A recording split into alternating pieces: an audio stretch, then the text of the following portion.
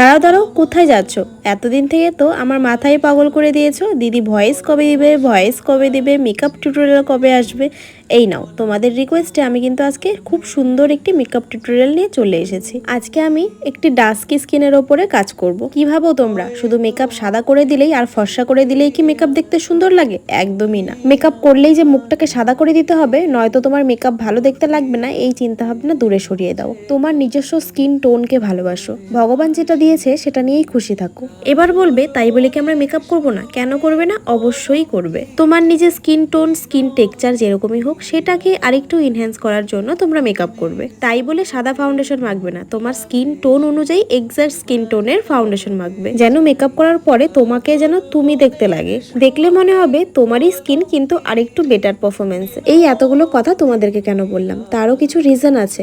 কারণ অনেক ক্লায়েন্টই এখন ফোন করে আমাদের একটা কথাই বলে যে মেকআপ করলে মেকআপ যেন সাদা না হয়ে যায়, গলার কালার আর মুখের কালার ম্যাচ করে না, মেকআপ করলে নাকি মুখটা একেবারেই চেঞ্জ হয়ে যায়, চেনাই যায় না। কি আর বলবো বলো, ক্লায়েন্টরা যে এরকম কথা বলে ফোন করে, তাদেরও কোনো দোষ নেই। তারা হয়তো কোনো জায়গায় দেখেছে যে মেকআপ করলে সত্যিই এরকম লাগে, মুখ আলাদা গলা আলাদা এরকম, তাই যখন আমাদেরকে বুকিং করে তখন তাদের এই ভয়টা থেকে যায়। পয়সা দিয়ে 2-4টে কোর্স করে নিলেই আর এক গাদা প্রোডাক্ট কিনলেই কেউ মেকআপ আর্টিস্ট হয়ে যায় না। তার জন্য দরকার দক্ষতা। এখনকার দিনে যারা মেকআপ শিখছে, মেকআপ শিখে পরের দিনই তারা কাজ করে পয়সা ইনকাম করতে চায়। কাজের দিকে তাদের ভালোবাসাটা থাকার থেকে বরং পয়সার দিকে তাদের ভালোবাসাটা বেশি থাকে। দিনকে দিন তাদের জন্যই মেকআপ ইন্ডাস্ট্রি একদম খারাপ পরিস্থিতিতে চলে যাচ্ছে, যেখানে তাদের দক্ষতা না থাকা সত্ত্বেও এত কম দামে ব্রাইড সাজিয়ে দিচ্ছে। আর যখন দেখে যে এত টাকা দিয়ে মেকআপ করে মেকআপের কোনো আউটপুট ভালো আসছে না, তখন কোনো ক্লায়েন্ট আমাদেরকে বুক করতে গেলে 10 বার ভাবে যে মেকআপটা এরকম হয়ে যাবে না তো, ওরকম হয়ে যাবে না তো, কারণ তারা সেই সব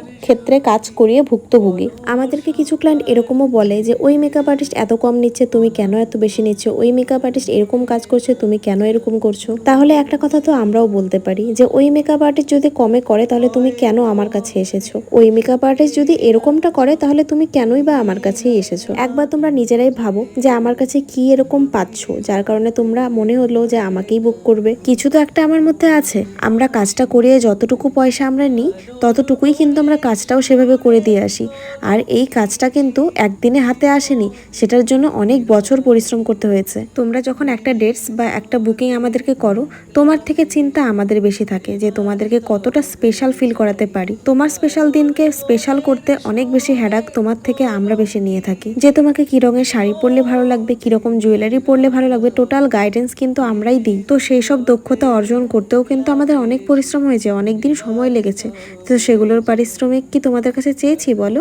একদমই না। তো আমাদের যেটা প্রাপ্য পারিশ্রমিক সেটাই চেয়েছি। তো তোমরা যদি সেটা দিতে গিয়েও অন্য মেকআপ আর্টিস্টদের সাথে তুলনা করো, তখন কিন্তু ভীষণই খারাপ লাগে। যাক, অনেকগুলো কথা তোমাদের সাথে শেয়ার করলাম। এই কথাগুলো সত্যি আমার মনের মধ্যে জমা ছিল, যেগুলো একমাত্র তোমাদের সাথে শেয়ার করলে আমার মনটা অনেক বেশি হালকা হয়।